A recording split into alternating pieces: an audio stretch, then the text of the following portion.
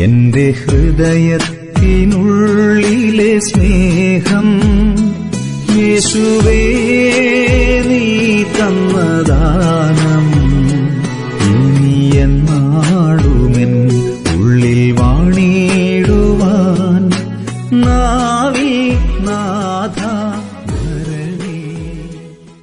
അവൻ സകലത്തിലും തൻ്റെ സഹോദരന്മാരോട് സദൃശനായി തീരുവാൻ ആവശ്യമായിരുന്നു. സകലത്തിൽ അവൻ ജനനത്തിൽ നമ്മളോട് സദൃശനായി തീർന്നു. നമ്മൾ ഫ്ലഷ് ആൻഡ് ബ്ലഡ് ഉള്ളവരായിട്ട് ജനിച്ചതുകൊണ്ട് അവനും നമ്മളെപ്പോലെ ജഡരക്തങ്ങളോട് കൂടിയവനായി. നമ്മൾ കഷ്ടതയിൽ ജീവിക്കുന്നത് കൊണ്ട് സ്വാഭാവികമായ ദാരിദ്ര്യം, ആർത്തി കൊണ്ടുള്ള ദാരിദ്ര്യമല്ല, സ്വാഭാവികമായ ദാരിദ്ര്യം. മനുഷ്യവർഗത്തിൽ നല്ലൊരു ശതമാനവും സ്വാഭാവികമായി ദരിദ്രരാണ്. അതുകൊണ്ട് അവൻ ദാരിദ്ര്യം തിരഞ്ഞെടുക്കാനാ. ഭൂരിപക്ഷം ആളുകളും ദരിദ്രരായതുകൊണ്ട് അവൻ എന്ത് ചെയ്തു? ദാരിദ്ര്യം തിരഞ്ഞെടുത്തു. He chose poverty. അല്ലാതെ അവൻ നിർബന്ധിതനായതല്ല, അവൻ ചൂസ് ചെയ്തതാണ്. അവൻ്റെ മരണം അവൻ ചൂസ് ചെയ്തു എന്ന് പറയുന്നത് പോലെ തന്നെ അവൻ്റെ ജനനവും, അവൻ എവിടെ ജനിക്കണമെന്നും ഏത് രീതിയിൽ ജീവിക്കണമെന്നും എത്ര കഷ്ടപ്പെടണമെന്നുള്ളതെല്ലാം അവൻ എന്ത് ചെയ്തു? തിരഞ്ഞെടുത്തു. He chose. കഷ്ടതയുടെ അങ്ങേ അറ്റത്തെ കഷ്ടത, അപമാനം എല്ലാം അവൻ കൊടുത്തു. നമ്മളൊക്കെ നമ്മുടെ അപ്പൻ്റെ പേരിലാണ് അറിയപ്പെടുന്നത്. പക്ഷേ യേശുവിനെ അന്ന് ആളുകൾ വിളിച്ചുകൊണ്ടിരുന്നത് മറിയയുടെ മോനെ എന്നാ. അതിൽ കൂടുതൽ അപമാനകരമായ ഒരു വിളി എന്താണ്? ജീവിതത്തിൻ്റെ ഏത് അപമാനകരമായ സാഹചര്യത്തിലൂടെ കടന്നു പോകുന്ന വ്യക്തികൾക്ക് പോലും യേശുവിൻ്റെ അടുത്ത് ചെല്ലുമ്പോൾ യേശു പറയും, മോനെ എനിക്കതിൻ്റെ ദുഃഖം എന്താണെന്നുള്ളത് അറിയാം. അവൻ അറിയാൻ വയ്യാത്തതായിട്ടൊന്നുമില്ല. എല്ലാ അതുകൊണ്ടാണ് അവിടെ പൗലോസ് എബ്രായ ലേഖനകാരൻ പറഞ്ഞിരിക്കുന്നത്, God made him perfect through his sufferings. കഷ്ടാനുഭവങ്ങളാൽ അവനെ തികഞ്ഞവനാക്കി. അതായത് ഒരാൾക്കും അവൻ്റെ അടുത്ത് ചെന്ന് നിനക്കിത് മനസ്സിലാകില്ല എന്ന് പറയാൻ കഴിയാത്ത നിലയിൽ നമ്മുടെ ഏത് ജീവിത സാഹചര്യങ്ങളിലൂടെയും കടന്നു പോകുവാൻ അവൻ തയ്യാറായി. അവൻ ഇറങ്ങി വന്നു. അവൻ്റെ സ്നേഹത്തിൻ്റെ പ്രതിഫലനമാണത്. He was living here in this world as a poor man and he was dying. അവൻ്റെ സ്നേഹമാ, അല്ലാതെ എന്തോന്നാ? അല്ലെങ്കിൽ എനിക്ക് എങ്ങനെ അവൻ്റെ അടുത്തോട്ട് ചെല്ലാൻ കഴിയുന്നത്? അല്ലെങ്കിൽ എങ്ങനെ എനിക്ക് അവനോട് സംസാരിക്കാൻ കഴിയുന്നത്?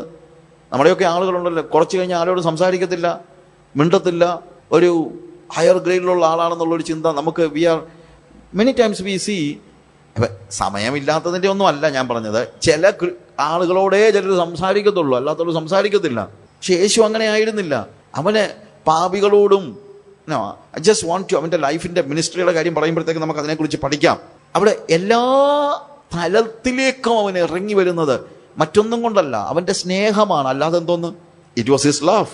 അവൻ്റെ സ്നേഹമാണ് നമ്മൾ കാണുന്നത്. അവൻ്റെ ജനനം തന്നെ അവൻ്റെ സ്നേഹത്തിൻ്റെ പ്രതിഫലനമാണ്. അവൻ്റെ ജീവിതം അവൻ്റെ സ്നേഹത്തിൻ്റെ പ്രതിഫലനമാണ്. അവൻ്റെ മരണം അവൻ്റെ സ്നേഹത്തിൻ്റെ പ്രതിഫലനമാണ്. The love of Jesus is manifested even in the ministry of Jesus. ഇനി നമ്മൾ പഠിക്കാനുള്ള കാര്യം അതാണ്. അവൻ്റെ സ്നേഹം അവൻ്റെ ശുശ്രൂഷയിൽ വെളിപ്പെടുന്നത്. അത് വേദപുസ്തകത്തിലുടനീളം നമുക്ക് മനസ്സിലാക്കാൻ കഴിയും. പക്ഷേ നമുക്ക് കൂടുതൽ തിരിച്ചറിയാൻ വേണ്ടി, സ്പെസിഫിക് ആയിട്ട് പഠിക്കാൻ വേണ്ടി ഞാൻ മാർക്സ് ഗോസ്പൽ മാത്രമാണ് അതിനുവേണ്ടി ഉപയോഗിക്കാൻ ഉദ്ദേശിക്കുന്നത്. യേശുവിൻ്റെ ആ സ്നേഹത്തിൻ്റെ പ്രതിഫലനം അവൻ്റെ ശുശ്രൂഷയിൽ എങ്ങനെ വിളങ്ങി എന്ന് മനസ്സിലാക്കേണ്ടതിന് മർക്കോസിൻ്റെ സുവിശേഷത്തിൽ നിന്ന് അതിൻ്റെ ആദ്യത്തെ 1-2 അധ്യായങ്ങൾ, അത്രേ നമുക്ക് സമയം കിട്ടത്തുള്ളൂ. ആ ആദ്യത്തെ 2-3 അധ്യായങ്ങളിൽ യേശുവിൻ്റെ ശുശ്രൂഷയെക്കുറിച്ച് മർക്കോസ് പറഞ്ഞിരിക്കുന്നതായ കാര്യങ്ങളൊന്ന് പഠിച്ചിട്ട് അതിൽ നിന്ന് നമ്മൾ മനസ്സിലാക്കുകയാണ് അവൻ്റെ സ്നേഹം എങ്ങനെയാണ് നമ്മളിലേക്ക് ഒഴുകി വന്നത്. ആ ശുശ്രൂഷയിൽ അവൻ ഒഴുക്കിയ സ്നേഹം, അപ്പോൾ അവൻ്റെ ജീവിതത്തിൽ അവൻ ഒഴുക്കിയ സ്നേഹം, അവൻ്റെ ശുശ്രൂഷയിൽ അവൻ ഒഴുക്കിയ സ്നേഹം, ഇത് രണ്ടും കൂടെ നമ്മളിലൂടെ ഒഴുകേണ്ടത്. അപ്പോഴാണ് ക്രിസ്തുവിൻ്റെ സ്നേഹം എന്നെ നിർബന്ധിക്കുന്നത് എനിക്ക് പറയാൻ പറ്റുന്നത്. ഞാൻ എങ്ങനെയാണ് ജീവിക്കേണ്ടത്? യേശു ജീവിച്ചതുപോലെയാണ് ജീവിക്കേണ്ടത്. ഞാൻ എങ്ങനെയാണ് ശുശ്രൂഷ ചെയ്യേണ്ടത്? യേശു ശുശ്രൂഷ ചെയ്തതുപോലെയാണ് ഞാൻ ശുശ്രൂഷ ചെയ്യേണ്ടത്.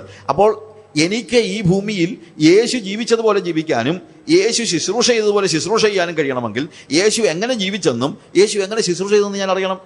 യേശു എങ്ങനെ ജീവിച്ചു എന്നുള്ളത് വളരെ വിശാലമാണ്. പക്ഷെ അവൻ്റെ ഇൻകാർണേഷൻ തൊട്ട് ഇങ്ങോട്ടുള്ള ചില്ലറ കാര്യങ്ങളാണ് നമ്മൾ പഠിച്ചത്. എന്ത്? It was a down process. He was identifying with the poor people.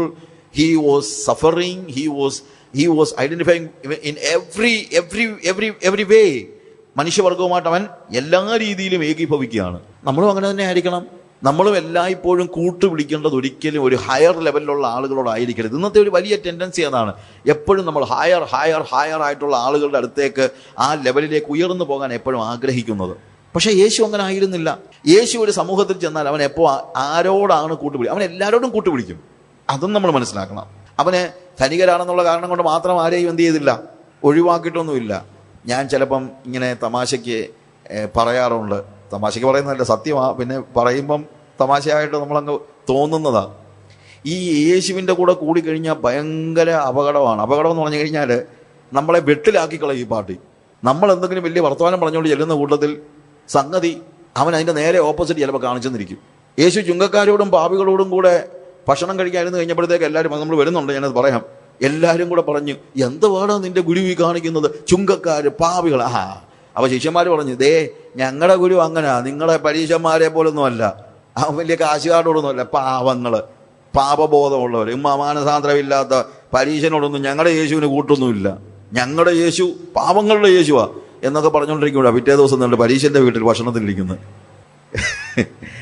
അത് ഞാൻ ആലോചിച്ചിട്ടുണ്ട്, ഈ ശിഷ്യന്മാരൊക്കെ എന്തോ ചെയ്യും. പിറ്റേ ദിവസം ഈ ഇവന്മാരെ ഇന്നലെ കളിയാക്കിയ മുഴുവൻ പാട്ടുകളും നേരെ തിരിച്ചു പറഞ്ഞത്, പരീക്ഷൻ്റെ കൂടെ ഇരിക്കത്തില്ല എന്ന് പറഞ്ഞതാ. നല്ല ഊണ് കിട്ടുമെന്ന് അറിഞ്ഞപ്പം നേണ്ട അവിടെ ഉണ്ട്. ശരിയല്ലേ? ഇതാ ഞാൻ പറഞ്ഞത്, യേശുവിൻ്റെ കൂടെ കൂടുന്നത് വളരെ സൂക്ഷിച്ചു വേണം. നമ്മൾ പറയുന്ന അനുസരിച്ചൊന്നും ഈ പാർട്ടിയെ കിട്ടത്തില്ല. അതുകൊണ്ട് സംസാരിക്കുമ്പം വളരെ സൂക്ഷിച്ചില്ലെങ്കിൽ നാളെ ചിലപ്പോൾ നമ്മൾ വീട്ടിലായി പോകും. ഇതാ യേശു. ഞാൻ പറഞ്ഞത്, അവൻ്റെ ലൈഫിലെ അവൻ ജീവിച്ചതുപോലെ ജീവിക്കണം. മർക്കോസിൻ്റെ സുവിശേഷം നമ്മൾ വായിക്കുമ്പോഴത്തേക്ക് ഞാൻ പറഞ്ഞല്ലോ, വേദത്തിലെ ഏത് പാസേജ്, എസ്പെഷ്യലി ഗോസ്പൽസ് എല്ലാം നമുക്ക് മനസ്സിലാക്കാൻ പറ്റും. പക്ഷേ ഞാൻ സമയത്തിൻ്റെ പരിമിതി കൊണ്ട് നമ്മൾ ആ മാർക്ക് ഗോസ്പൽ മാത്രമൊന്ന്, അതിൻ്റെ ആദ്യത്തെ കുറച്ച് ചാപ്റ്റേഴ്സ് മാത്രം നമ്മൾ നിൽക്കുകയാണ്. യേശുവിൻ്റെ ലൈഫ് നമ്മളൊന്ന് നോക്കുകയാണ്. The love of Jesus manifested in the ministry of Jesus from marks gospel. ഈ സ്റ്റഡീസ് ഇൻ മാർക്സ്, അതിനകത്ത് നമ്മൾ പറയുമ്പോഴത്തേക്ക് അവിടുത്തെ ഒരു കാര്യം നമ്മൾ ഓർക്കണം. ഈ മർക്കോസിൻ്റെ സുവിശേഷമാണ് ആദ്യം എഴുതപ്പെട്ട സുവിശേഷം. ഒരുപക്ഷെ വേദപുസ്തകത്തിൽ തന്നെ ആദ്യം എഴുതപ്പെട്ട പുസ്തകങ്ങളിൽ ഒന്നാണ് മർക്കോസിൻ്റെ സുവിശേഷം. Okay, we do not know exactly, നമുക്ക് ശരിക്കും അറിയില്ല. ബട്ട് മർക്കോസിൻ്റെ സുവിശേഷമാണ് സുവിശേഷങ്ങളിൽ ആദ്യം എഴുതപ്പെട്ടതെന്നാണ് നമുക്ക് മനസ്സിലാക്കാനായിട്ട് കഴിയുന്നത്. അങ്ങനെ ഈ മർക്കോസിൻ്റെ സുവിശേഷത്തിൻ്റെ ഒരു പ്രത്യേകത എന്ന് ചോദിച്ചു കഴിഞ്ഞാൽ, ഒന്ന്, ഇത് ഒരു ആക്ഷൻ പാക്ഡ് ബുക്കാണ്. ആക്ഷൻ പാക്ഡ് എന്ന് പറഞ്ഞു കഴിഞ്ഞാൽ പരത്തി ഒന്നും കാര്യങ്ങളൊന്നും പറയുന്നൊന്നുമില്ല. എന്താ, ഈ പല എപ്പിസോഡുകളായിട്ട് തിരിച്ച, ബേസിക്കലി ഒരു ജേർണലിസ്റ്റാണ് ഞാൻ, അപ്പോൾ അതുകൊണ്ട് പഠിച്ച പണി അതായതുകൊണ്ട് പല എപ്പിസോഡ്സായിട്ട് നമ്മൾ തിരിച്ചു വച്ചിരിക്കുന്നത് പോലെയാണ്. ആ ഒരു ഭാഗം കഴിഞ്ഞാൽ ഉടനെ അടുത്ത എപ്പിസോഡ്. ഈ എപ്പിസോഡ് എന്താണ്, എപ്പിസോഡുകളുടെ ഒരു പ്രത്യേകത ഉണ്ടല്ലോ, അതിന് ഇടയ്ക്ക് വലിയ ലിങ്കും ഒന്നും കൊടുക്കുന്നില്ല. ഈ പാർട്ടി ഉപയോഗിക്കുന്ന ഏറ്റവും കൂടുതൽ ഉപയോഗിക്കുന്ന ഒരു വാക്കുണ്ട്, ഇമ്മീഡിയറ്റ്ലി, ഉടനെ. അതിന് മുമ്പേ പറഞ്ഞത് അതേ അല്ല, മുമ്പേ പറഞ്ഞതുമായിട്ട് അതിൻ്റെ തുടർച്ചയൊന്നുമല്ല, പക്ഷെ തുടങ്ങുന്നത് ഇമ്മീഡിയറ്റ്ലി എന്ന് പറഞ്ഞുകൊണ്ടാണ് ആ വാക്ക് തന്നെ. അപ്പം ഞാൻ പറഞ്ഞതെന്ന് വെച്ച് കഴിഞ്ഞാൽ, മർക്കോസിൻ്റെ സുവിശേഷം എന്ന് പറയുന്നത്, ലൂക്കോസ് അങ്ങനെയല്ല. ലൂക്കോസ് എന്താണ്, ക്രമമായി എല്ലാം എഴുതുന്ന, അതായത് വായിച്ച് മനസ്സിലാക്കത്തക്ക രീതിയിലെല്ലാം എഴുതുന്നത്. അത് ലൂക്കോസ് തന്നെ പറഞ്ഞിട്ടുണ്ട്. യേശുവിനെ കുറിച്ചുള്ള ചരിത്രം ഒത്തിരി പലതൊക്കെ വന്നിട്ടുണ്ട്. അപ്പം ഞാൻ എന്നാൽ എന്ത് ചെയ്യുകയാണ്, ഒന്ന് ക്രമമായിട്ട് എഴുതുകയാണെന്ന്. മർക്കോസ് അങ്ങനെ ക്രമമായിട്ട് എഴുതുകയൊന്നുമല്ല, ആക്ഷൻ പാക്ഡ് ആണ്. നമ്മുടെ ഭയങ്കര സ്പീഡിലുള്ള ഒരു മൂവി പോലെയാണ്. ഇങ്ങനെ ടകടകട പെട്ടെന്നങ്ങ് പറഞ്ഞു പോവുകയാണ്. ഒരേ അടുപ്പിച്ചടുപ്പിച്ചാണ് കാര്യങ്ങളെല്ലാം വിവരിക്കുന്നത്. പല എപ്പിസോഡ്സ്, ഒരു ഫാസ്റ്റ് മൂവിങ്. അതുകൊണ്ടാണ് ഞാൻ പറഞ്ഞത് 41 പ്ലേസസിൽ ഇമ്മീഡിയറ്റ്ലി എന്നുള്ള വാക്ക് ഉപയോഗിച്ചിട്ടുണ്ട്. ആകെ 16 അധ്യായം ഉള്ളതിനകത്ത് 41 സ്ഥലത്ത് ഇമ്മീഡിയറ്റ്ലി എന്നുള്ള വാക്ക് ഉപയോഗിച്ചിട്ടുണ്ട്. അതിനകത്ത് ഈ ആദ്യത്തെ അധ്യായത്തിൽ തന്നെ പല ഭാഗങ്ങളിലോ ഒരിടത്ത് തന്നെയൊന്നുമല്ല. എന്നാൽ മർക്കോസിന്റെ സുവിശേഷം തുടങ്ങുന്നത് ആക്ഷൻ പറഞ്ഞുകൊണ്ടല്ല, ഒരു സ്റ്റേറ്റ്മെന്റ് അല്ലെങ്കിൽ ഒരു കൺഫെഷൻ നടത്തിക്കൊണ്ടാണ്. ഒരു കൺഫെഷൻ. എന്താണ് കൺഫെഷൻ? മാർക്ക് ചാപ്റ്റർ 1, ദൈവപുത്രനായ യേശു ക്രിസ്തുവിന്റെ സുവിശേഷത്തിന്റെ ആരംഭം, അതാണ് confession. Jesus the son of God. മർക്കോസിന്റെ സുവിശേഷത്തിന്റെ എംഫസിസും അതാണ്. ദൈവപുത്രനായ യേശു ക്രിസ്തുവിന്റെ സുവിശേഷത്തിന്റെ ആരംഭം. ദൈവപുത്രനായ Jesus is the son of God. ആ ഒരു എംഫസിസ് മറ്റുള്ള എല്ലാ കാര്യങ്ങളെക്കാളും ഏറ്റവും എംഫസൈസ് ചെയ്യുന്ന, അല്ലെങ്കിൽ അതുകൊണ്ടാണല്ലോ അത് തുടങ്ങുമ്പോൾ തന്നെ അത് പറയാൻ കാര്യം അതാണല്ലോ, ദൈവപുത്രനായ യേശു ക്രിസ്തുവിന്റെ സുവിശേഷത്തിന്റെ ആരംഭം. അപ്പൊ മാർക്ക് ഇങ്ങനെ ഒരു കൺഫെഷൻ ആദ്യം തന്നെ നടത്താനുള്ള കാരണം എന്താണ് എന്ന് ഞാനിങ്ങനെ ആലോചിച്ച് നോക്കി. ശരിക്കും ഈ കൺഫെഷൻ ആദ്യം പറയുന്നത് മാർക്കല്ല. ആരാ പറയുന്നത്? ശരിക്കും ഈ കൺഫെഷൻ ആദ്യം പറയുന്നത് പത്രോസാണ് ശരിക്കും എന്ത് പറയുന്നത്? നീ ദൈവത്തിന്റെ, നീ മശിഹയാണ്. എങ്ങനെയുള്ള മശിഹയാണ്? ദൈവത്തിന്റെ പുത്രനായ, അല്ലേ? ഈ മർക്കോസിന്റെ പത്രോസിന്റെ ഒരു കൺഫെഷനാണ് ശരിക്കും ഇവിടെ നമ്മൾ കാണുന്നത്. അപ്പം മാർക്ക് ശരിക്കും യേശു കർത്താവിന്റെ ഒരു ഡയറക്റ്റ് ശിഷ്യൻ ആയിരുന്നില്ല. യേശുവിനെ കണ്ടിട്ടുണ്ടാവണം, ക്രൂശീകരണത്തിന്റെ സമയത്ത് ഒരു പക്ഷേ അവൻ കണ്ടിട്ടുണ്ടാവും. എന്നാൽ യേശുവിൻ്റെ ക്രൂശീകരണത്തിൻ്റെ സമയത്തൊക്കെ he was a young guy, maybe ഒരു കൗമാരപ്രായക്കാരൻ, മേ ബി ഒരു ടീനേജർ ആയിരുന്നു നിൽക്കണമെന്ന്. He must be a teenager, അതിനും വലിയ പ്രായമൊന്നുമില്ല. എന്നാൽ പീറ്ററിൻ്റെ നെഫ്യൂ ആണ് ആര്? ഈ മർക്കോസ് പീറ്ററിൻ്റെ നെഫ്യൂ ആണ്. പീറ്ററും അല്ലെങ്കിൽ പീറ്ററിൻ്റെ ഈ മാർക്കും പീറ്ററും തമ്മിലുള്ള ബന്ധം നമ്മൾ നോക്കിക്കഴിഞ്ഞാൽ, മർക്കോസിനെ നമ്മൾ ആദ്യം കാണുന്നത് അപ്പോസ്തല പ്രവൃത്തികളിൽ പൗലോസും ബർന്നബാസും കൂടെ സുവിശേഷ വേലയ്ക്ക് വേണ്ടി പോകുന്ന സമയത്ത് ആരെ കൂടെ കൊണ്ടുപോയെന്ന് എഴുതിയിരിക്കുന്നത്? യോഹന്നാൻ എന്ന മർക്കോസിനെയും കൂടെ കൊണ്ടുപോയി. പക്ഷേ ചെറുക്കൻ കുറച്ച് കഴിഞ്ഞപ്പോൾ എന്ത് ചെയ്തു? ഇട്ടേച്ച് പോകുന്നത് എന്താണെന്ന് നമുക്കറിയില്ല. പല കാരണങ്ങൾ കാണും. ഒന്നാമത് ഈ പൗലോസിനെ പോലുള്ളൊരു പാർട്ടിയുടെ കൂടെ നിൽക്കുക എന്നൊക്കെ പറയുന്നത് ഭയങ്കര പാടാണ്. എൻ്റെ ചിന്ത അതാണ്. ഇങ്ങനൊരു ഭയങ്കര അല്ല, ഞാൻ പറയുന്നത് ചിലപ്പോൾ ഇതൊരു ഒരു തമാശയായിട്ട് പറഞ്ഞാലും ഒരു കാര്യമാണ്. ഈ പോളിൻ്റെ കൂടെ ഒക്കെ നിൽക്കണമെങ്കിൽ ഭയങ്കര പാടാണ്. ഭയങ്കര ഷാർപ്പായിട്ടുള്ള ആൾ അവിടെ. കാര്യം പൗലോസിന് അങ്ങ് ആവേശമാണ് എല്ലാ കാര്യത്തിനും. എന്താണ്? അവിടെ സുവിശേഷം ഓടിക്കണം, ഇവിടെ സുവിശേഷം ഓടിക്കണം, ഇനി എനിക്ക് ഇവിടെ സുവിശേഷം ഓടിക്കാൻ വേറെ സ്ഥലമൊന്നുമില്ല, അതുകൊണ്ട് ഞാൻ സ്പെയിനിലേക്ക് വരിക, ഇവിടെ എല്ലാം ഞാൻ സാച്ചുറേറ്റ് ചെയ്ത് കഴിഞ്ഞു എന്നൊക്കെ പറയുന്നത്. അങ്ങ് ആ ആവേശം ഒരു പക്ഷേ കുറേ കാലം വെറുതെ പാഴാക്കി കളഞ്ഞതിൻ്റെ ദുഃഖമായിരിക്കാം. ഒത്തിരി വർഷങ്ങൾ പാഴാക്കി കളഞ്ഞല്ലേ ഇവൻ. പക്ഷേ കൊച്ചു ചെറുക്കനല്ലേ. അപ്പോൾ ഇവനിൽ നിന്ന് ഒരു പക്ഷേ പൗലോസ് കൂടുതൽ എക്സ്പെക്ട് ചെയ്ത് കാണും. ഇവനും അതുപോലെ സുവിശേഷം ഇവനും ഉണ്ട്. ഞാനിത് ഈ പറയുന്നത് ഒരു ഭാവനയാണ്. അതായത് ഇവനും ചിന്തിച്ച് കാണും, ഈ പൗലോസ് പ്രസംഗിക്കുന്നത് പോലെ ഒന്ന് പ്രസംഗിക്കണം. പൗലോസ് പ്രസംഗിക്കുമ്പോൾ എത്ര ആൾക്കാരായി ഇങ്ങനെ മുന്നോട്ട് വരുന്നത്. ഒരു പക്ഷേ ഇവനും ചിലപ്പോൾ ചന്തയിൽ പോയി ഒന്ന് പ്രസംഗിച്ച് കാണും, ആരും തിരിഞ്ഞു നോക്കിയും കാണത്തില്ല. അപ്പം ഇവൻ്റെ മനസ്സിൽ ഇങ്ങനെ ചിന്തിച്ച് കാണും, എന്നെ കൊണ്ട് ഈ പറയുന്ന പ്രയോജനമൊന്നുമില്ല. ഈ എനിക്ക് എത്ര പരിശ്രമിച്ചാലും പൗലോസ് ഒന്നും ആകാൻ പറ്റില്ല. അതുകൊണ്ട് ഇതിൻ്റെ പുറകെ പോയാലും കുറച്ച് കഴിഞ്ഞിട്ട് നമ്മളൊന്നും ആകത്തില്ല. ഈ പലപ്പോഴും പിള്ളേർക്കൊക്കെ ഉള്ളൊരു പ്രശ്നമാണ്. നമ്മളിങ്ങനെ കിടന്ന് എത്ര അലച്ചു പോയാലും ഒന്നും ആകാൻ പറ്റത്തില്ല. അതുകൊണ്ട് ഇനി ഇതിൻ്റെ പുറകെ പോയി കഴിഞ്ഞാൽ എന്താണ്? അവർ പ്രസംഗിക്കുന്നു, എനിക്ക് പ്രസംഗിക്കാൻ പറ്റും. ഞാൻ കയറി നിന്ന് കഴിഞ്ഞാൽ എനിക്ക് വിറയ്ക്കും. ഞാൻ പാട്ട് പാടിയാൽ എനിക്ക് വെള്ളി അടിക്കും. ഞാൻ പ്രസംഗിക്കാൻ കയറി കഴിഞ്ഞാൽ ഇടയ്ക്ക് വാക്ക് കിട്ടത്തില്ല. അത് തന്നെയല്ല, ആളുകൾക്ക് ഇത് മനസ്സിലാകത്തുമില്ല. ഇത് ഇയാൾ ഇങ്ങനെ വലിയ കോരൊക്കെ പ്രസംഗിക്കും, നമ്മൾ പ്രസംഗിച്ചാൽ ഒന്നും പ്രയോജനം ഉണ്ടാകുന്നില്ല. അപ്പം മർക്കോസ് ഇങ്ങനെ സുവിശേഷമൊക്കെ പറയാനൊക്കെ ചിലപ്പം ചന്തയിലൊക്കെ പോയി നിൽക്കുന്ന സമയത്ത് ഇവനെ ആരും ശ്രദ്ധിക്കാതെ വന്നപ്പോഴത്തേക്ക് ഇവൻ ആകപ്പാടെ വിഷമമായി കാണും. അതുകൊണ്ട് അവൻ എന്ത് ചെയ്തു? ഇതൊന്നും പറ്റില്ല എന്ന് പറഞ്ഞ് ഒരു പക്ഷേ ഇട്ടേച്ച് പോയി കാണും. അപ്പം ഇട്ടേച്ച് പോയി എന്നുള്ളതല്ല, ഇവൻ ഇട്ടേച്ച് തിരിച്ച് ഒരു പക്ഷേ പത്രോസിനടുത്ത് വന്നു, മറ്റുള്ള സ്ഥലങ്ങളിൽ എല്ലാം ഇവൻ ഒത്തിരി സങ്കടമൊക്കെ പറഞ്ഞു കാണും. അതിനുശേഷം വീണ്ടും പൗലോസും ബർന്നബാസും കൂടെ പോകാൻ നേരം ബർന്നബാസ് പറഞ്ഞ് നമുക്ക് മർക്കോസിനെ കൂടെ വിളിച്ചുകൊണ്ട് പോകാമെന്ന് പറഞ്ഞപ്പോഴത്തേക്ക് പൗലോസ് പറഞ്ഞു ഒരു രക്ഷയില്ല, അവനെ കൂട്ടിക്കൊണ്ടുപോകുന്ന പ്രസ്ഥാനം ഉദിക്കുന്നില്ല. ടോട്ടലി അബ്രപ്റ്റായിട്ട് അവനെ എന്ത് ചെയ്യാണ്? തള്ളിക്കളയാണ്. ബർന്നബാസ് പറഞ്ഞു, എൻ്റെ പൗലോസേ, നീ എന്ത് പറയുന്നത്? അവൻ കൊച്ചി കിടക്കണം. എന്തോന്ന് കൊച്ചി കിടക്കൻ? അവനെ യേശുവിനെ അറിയത്തില്ലയോ? അവനെന്താ യേശുവിൻ്റെ പുറകെ വരാത്തത്? വേല ഇട്ടേച്ച് പോയവനെ കൂടെ കൊണ്ടുപോകാനോ? എൻ്റെ ആഗ്രഹം അവനെ കൊണ്ടുപോകാനാ. ബർന്നബാസേ, ഉള്ള കാര്യം ഞാൻ പറയാം, നമ്മൾ വെറുതെ പണം കരുതി ഈ കാര്യത്തിൻ്റെ പേരിൽ. ബർന്നബാസ് പറഞ്ഞ്, ഇയാൾ പിണങ്ങിയാലും ഞാൻ അവനെ കൊണ്ടുപോകും. അങ്ങനെ ഈ പയ്യൻ്റെ പേരിൽ എന്ത് ചെയ്തു? ശരിക്കും ബർന്നബാസും പൗലോസും നമ്മൾ പിണങ്ങുകയാണ്. ഞാൻ ചിലപ്പോൾ ആലോചിച്ചിട്ടുണ്ട്, എത്ര ആത്മീയരാണെങ്കിലും ഇങ്ങനത്തെ ചില്ലറ കാര്യത്തിനൊക്കെ പിണക്കമൊക്കെ ഉണ്ടാകുന്നത് അത്ര നല്ല കാര്യമൊന്നുമല്ല. അത് പൗലോസ് കാണിച്ചാലും ബർന്നബാസ് കാണിച്ചാലും അത്ര നല്ല കാര്യമൊന്നുമല്ല. പക്ഷേ കുറച്ച് കഴിഞ്ഞിട്ട് അവൻ തിരിച്ചു വന്ന് പിന്നെ അവൻ പത്രോസിൻ്റെ കൂടെ ആയിരുന്നെന്നാണ് ചരിത്രം പറയുന്നത്. പത്രോസിൻ്റെ കൂടെ ആയിരുന്ന നമ്മളൊരു കാര്യം മനസ്സിലാക്കണം. പത്രോസിൻ്റെ കൂടെ വന്നു കഴിഞ്ഞപ്പോഴത്തേക്ക് പത്രോസിനോട് ഇവനെല്ലാം പരാതിയും പ്രയാസവും എല്ലാം പറയുന്ന കൂട്ടത്തിൽ ഞാനിങ്ങനെ ഭാവനയിൽ കാണുകയാണ്. അവൻ പക്ഷെ കരഞ്ഞുകൊണ്ട് പറഞ്ഞു കാണും, അമ്മാവാ, ആ പൗലോസ് എന്നെ കയറ്റത്തില്ല, ഞാൻ വേല ഇട്ടേച്ച് പോയി എന്ന് പറഞ്ഞുകൊണ്ട് എന്നെ രണ്ടാമത് ചെന്നപ്പോഴത്തേക്ക് എന്നെ സ്വീകരിക്കത്തില്ല എന്നൊക്കെ പറഞ്ഞപ്പം പത്രോസ് എന്നെ പറഞ്ഞു കാണുമെന്നറിയാമോ? മോനെ, നീ എൻ്റെ കൂടെ പോരാ, നീ വേലയെല്ലാം ഇട്ടേച്ച് പോയുള്ളൂ, ഞാൻ കർത്താവിനെ ഇട്ടേച്ച് പോയവനാണ്. നീ വേലയെല്ലാം ഇട്ടേച്ച് പോയുള്ളൂ, ഞാനെന്തോ ചെയ്താ? ഞാൻ എൻ്റെ കർത്താവിനെ ഇട്ടേച്ച് പോയതാ.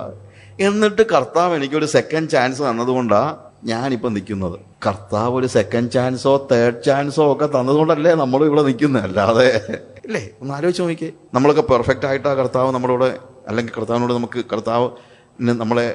നമ്മളെ ഉപയോഗിക്കാൻ കഴിയുന്നതല്ല. പല സമയത്തും നമ്മുടെ ജീവിതത്തിൽ എത്രയോ ചാൻസസ് തന്നിട്ട് വീണ്ടും എത്രാമത്തെ ചാൻസാണെന്ന് ഇപ്പം നമ്മൾ മറന്നുപോയിരിക്കുക ഇല്ലേ? അതുപോലുള്ള സ്റ്റേജിൽ. ബട്ട് സ്റ്റിൽ ഞാൻ പറഞ്ഞത്, മർക്കോസ് അന്ന് പത്രോസിനെ കൂട്ടിക്കൊണ്ട് നടന്നത് കൊണ്ടുണ്ടായ ഗുണം എന്നറിയാമോ? ഇങ്ങനൊരു സുവിശേഷം നമുക്ക് കിട്ടി, മാർക്സ് ഗോസ്പൽ. ശരിക്കും പറഞ്ഞു കഴിഞ്ഞാൽ അത് പത്രോസിൻ്റെ ഗോസ്പലാണ്. കാര്യം ഈ കാര്യങ്ങളൊക്കെ നടന്നപ്പോൾ ഇത്ര കൃത്യമായിട്ട് മർക്കോസിൻ്റെ ആ സുവിശേഷം വായിക്കുമ്പോൾ തന്നെ ഇത് കണ്ടേച്ചെഴുതുന്ന ഒരു വ്യക്തി എഴുതുന്നത് പോലെ മാത്രമേ നമുക്ക് തോന്നത്തുള്ളൂ. ഐ വിറ്റ്നസ് എഴുതുന്ന അതേ രീതിയിൽ, ഇവൻ ഐ വിറ്റ്നസ് അല്ലായിരുന്നു, എന്നിട്ടും ഐ വിറ്റ്നസ് എഴുതുന്ന അതേ രീതിയിൽ ഇവൻ എഴുതാൻ പറ്റിയത്, ഇത് ശരിക്കും പറഞ്ഞു കഴിഞ്ഞാൽ പത്രോസിന്റെ സുവിശേഷമാണ്. മർക്കോസിന്റെ സുവിശേഷം നമ്മൾ പറയുമെങ്കിൽ തന്നെ പത്രോസ് ഡിസ്ക്രൈബ് ചെയ്ത കാര്യമാണ് ആരെഴുതിയിരിക്കുന്നത്, മർക്കോസ് എഴുതിയിരിക്കുന്നത്. ആക്ഷൻ പാക്ഡ് ആണ്. പത്രോസ് പറഞ്ഞ അതേപോലെ കാര്യങ്ങളെ അവൻ എടുത്തിരിക്കുന്നതാണ് നമ്മളിവിടെ കാണാനായിട്ട് പറ്റുന്നത്. അതുകൊണ്ടാണ് പത്രോസിന്റെ കൺഫെഷൻ ഇത്ര കൃത്യമായിട്ട് മാർക്ക് ഇവിടെ എടുത്തെഴുതാനുള്ള കാരണം എന്ന് പറയുന്നത്. മത്തായിയുടെ സുവിശേഷം 16-ാം അധ്യായത്തിൽ അതിന്റെ സ്റ്റോറി വിവരിക്കുന്നുണ്ട്. എന്നാൽ പത്രോസിന്റെ ആ എംഫസിസ് മർക്കോസ് ആണ് ആദ്യം എടുത്തു വച്ചിരിക്കുന്നത്.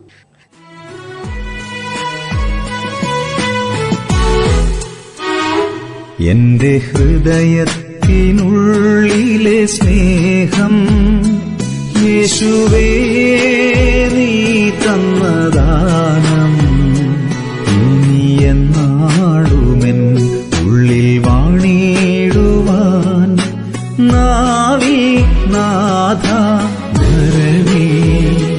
എന്റെ ഹൃദയത്തിനുള്ളിലെ സ്നേഹം യേശുവേ നീ തന്നദാനം ഇനി എന്നാളുമെൻ ഉള്ളിൽ വാണിടുവാൻ നാവിൽ നാഥ വരണേ. ഉള്ളം കാത്തിരിപ്പു നിന്നെ സ്വീകരിക്കാൻ പ്രിയനേശുവേ നീ വരണേ. ഉള്ളം കാത്തിരിപ്പു നിന്നെ സ്വീകരിക്കാൻ പ്രിയനേശുവേ നീ വരണേ.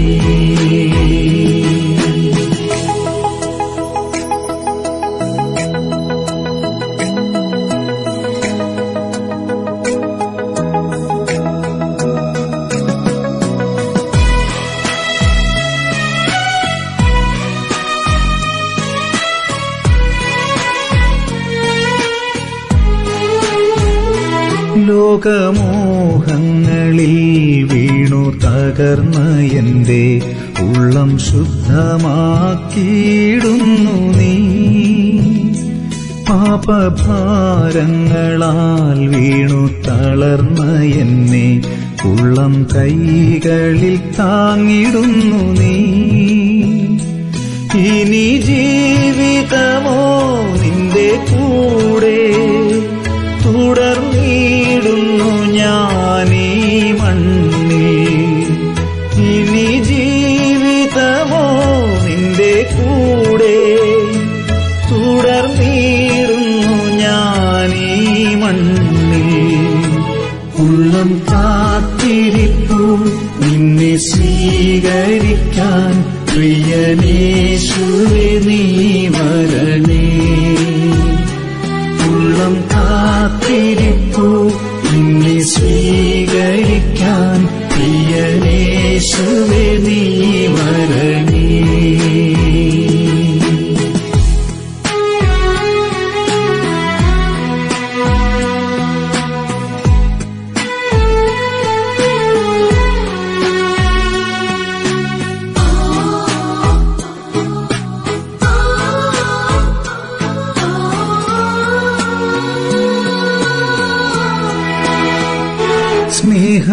സ്നേഹനാഥനെന്നെ പാടെ വീണ്ടെടുത്തു, പാരിൽ ജീവിതം സുന്ദരമായി.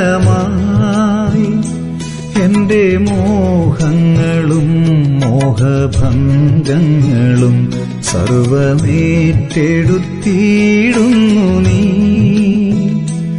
ഇനി ജീവിതമോ നിന്റെ കൂടെ നഷ്ടമാക്കില്ല നിന്നെ ഒരു നാളും. ഇനി ജീവിതമോ നിന്റെ കൂടെ നഷ്ടമാക്കില്ല നിന്നെ ഒരു നാളും.